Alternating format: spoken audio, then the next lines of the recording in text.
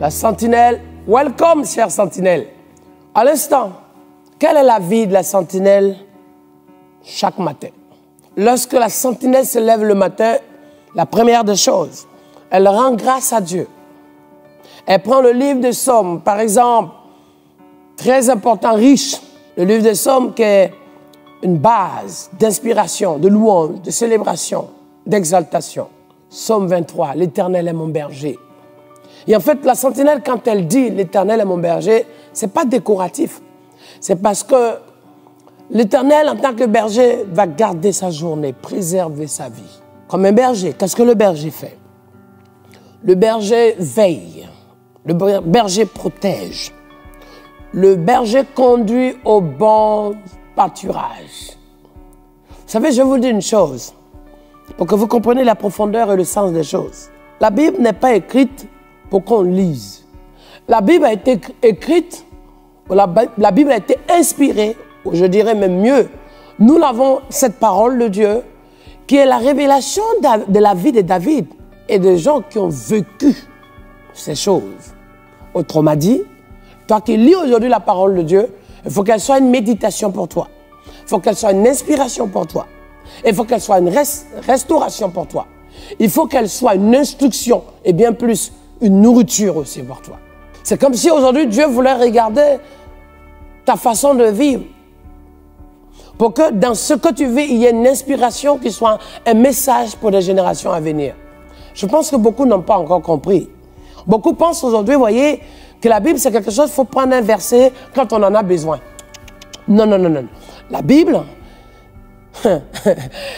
est composée souvent des messages de fond, de base, d'orientation, de révélation, de compréhension, des choses qui nous amènent à sortir de notre culpabilité, notre mentalité, nos péchés, nos cultures, nos racines, nos doctrines. Et la sentinelle doit pouvoir, dans sa méditation, saisir quelle est la mission, le mandat que Dieu lui donne. Quand tu te lèves le matin, l'Éternel est mon berger, pourquoi? Parce qu'à ce moment-là, ta journée est garantie. C'est ça ta prière. Seigneur, merci parce que tu es le berger de ma vie, berger pour ma famille, même celle qui n'est pas encore convertie. Quand il est berger de ta vie, toutes les brebis à l'intérieur doivent rester dans le pâturage. My God. Ils doivent rester dans l'enclos. My God. Ils doivent rester en place. Ça veut dire que ce n'est pas ton canal. Et avec toi, au travers de toi, que l'Éternel qui est berger de ta vie va déverser la grâce jusqu'à toute ta famille et tout ton entourage. Mieux, qu'est-ce que la Bible dit dans le livre de Deutéronome chapitre 28? Et dès que tu obéis à la parole, au commandement que j'ai prescrit à mon serviteur Moïse, voici les bénédictions. La grâce abondera dans ta vie.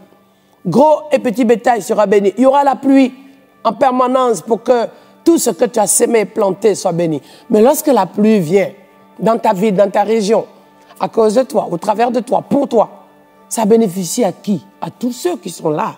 C'est pour ça que la Bible dit, Actes chapitre 16, moi et ma famille. Ah, moi et ma famille. Que devons-nous faire pour que notre famille soit sauvée? Et Paul va lui dire, crois, cherche la face de Dieu.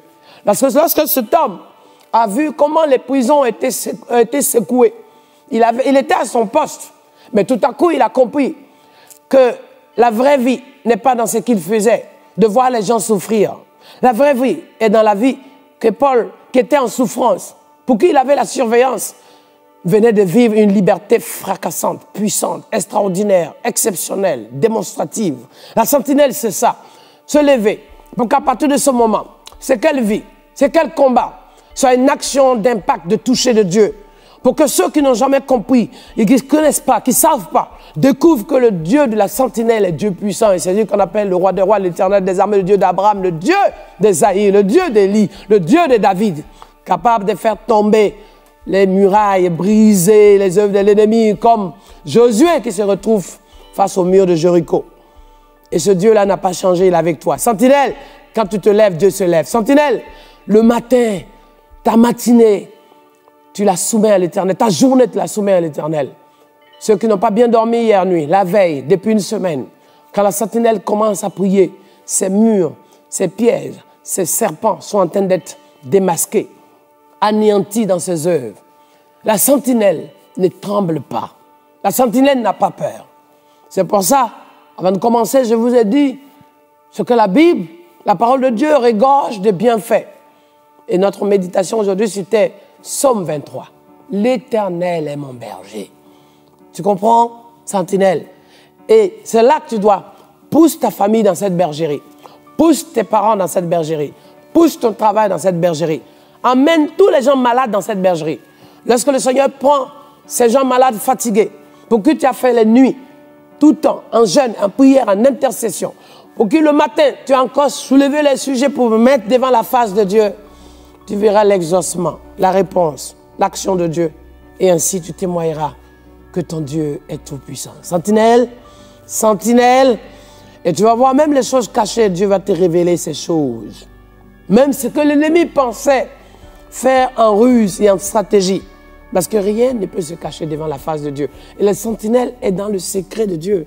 Pour la suite, sentinelle, debout, soldat, en marche, au nom de Jésus de Nazareth. Wouh!